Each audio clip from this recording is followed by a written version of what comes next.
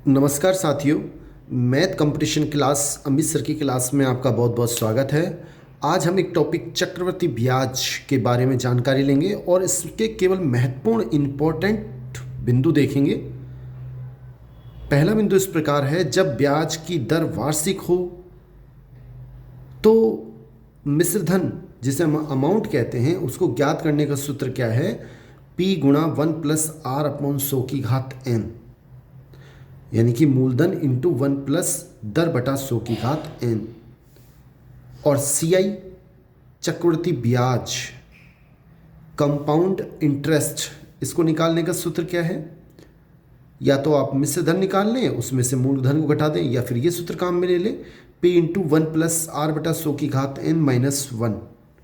P मूलधन है, R rate दर है और N समय है, और समय हमेशा वर्ष में लेना है। ठीक है, नेक्स्ट देखते हैं।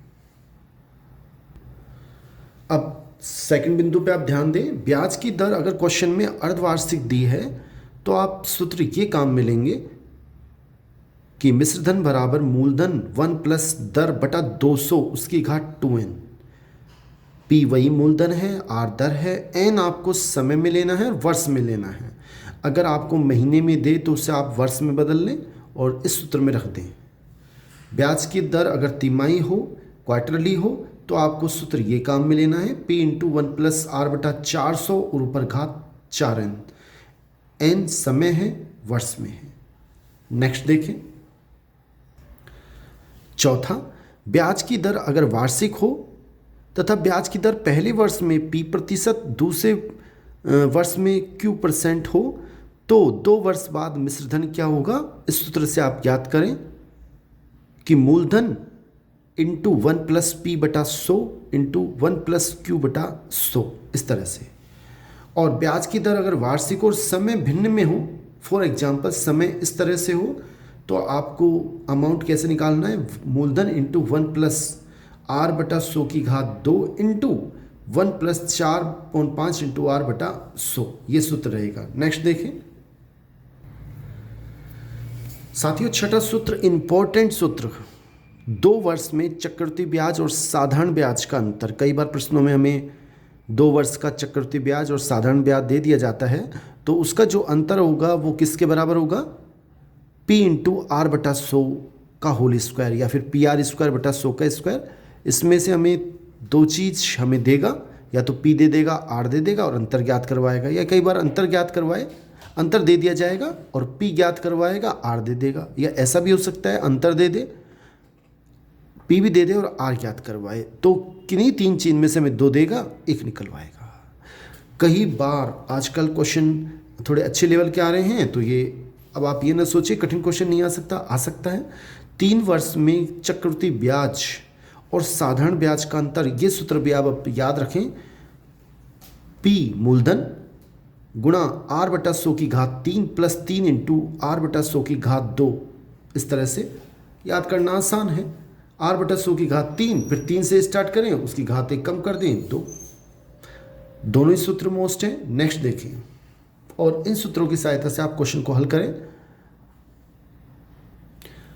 साथियों, ये बहुत ही मोस्ट इंपॉर्टेंट सूत्र है, इस पर आधारित मैं भी 2-4 क्वेश्चन करा देता हूँ कि एक धनराशि, हमें क्वेश्चन आता है, एक धनराशि चक्रवृद्धि ब्याज की दर से T1 वर्ष में x गुनी और T2 वर्ष में y गुनी हो जाती है, तो आप ये सूत्र काम में लें कि जितनी गुनी हो रही है x गुनी समय को 1/T1, y गुनी समय को कितने वर्ष में हो रही है तो उसको 1/T2। कैसे काम में लेते हैं अभी क्वेश्चन करते हैं, आप देखें।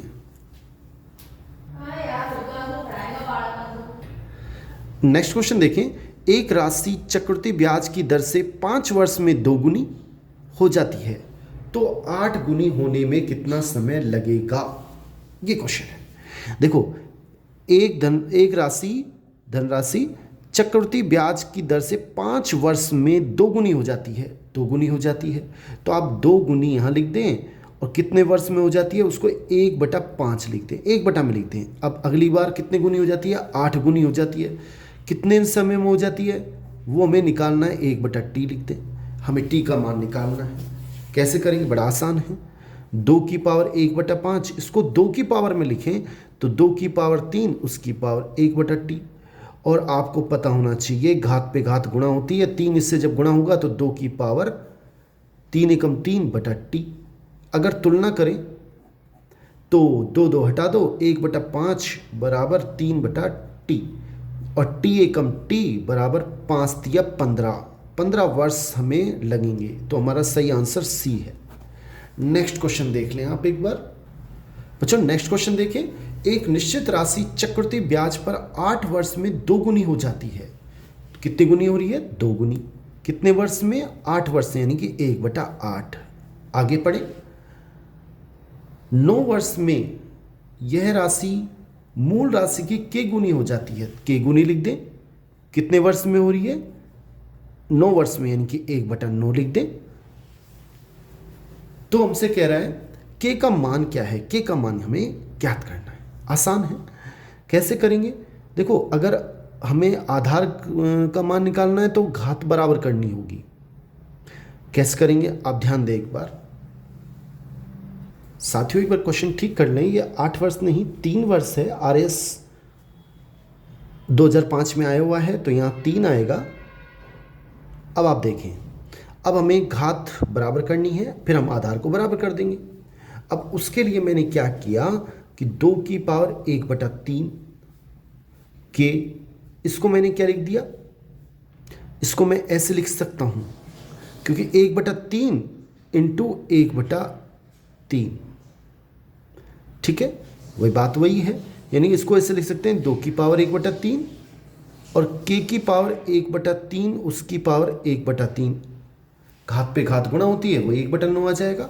अब बिल्कुल घात बराबर है तो आधार भी समान होगा, यानी कि 2 किसके बराबर हो जाएगा? के की पावर 1/3। ये मैंने आधार आधार बराबर कर दिए। तो के का मान क्या हो जाएगा? ये जब इधर जाएगी घात तो उल्टी हो जाएगी। 2 की पावर 3/1, यानी कि 3 लिख दो बराबर के, यानी के बराबर 8 हमारा आंसर है। बहुत बहुत धन्यवाद बच्चों। आपसे निवेदन रहेगा कि आप चैनल को सब्सक्राइब करें, अधिक से अधिक लाइक करें, कमेंट करें, शेयर करें, जिससे मैं आपको अधिक से अधिक वीडियो दे सकूं। थैंक्स।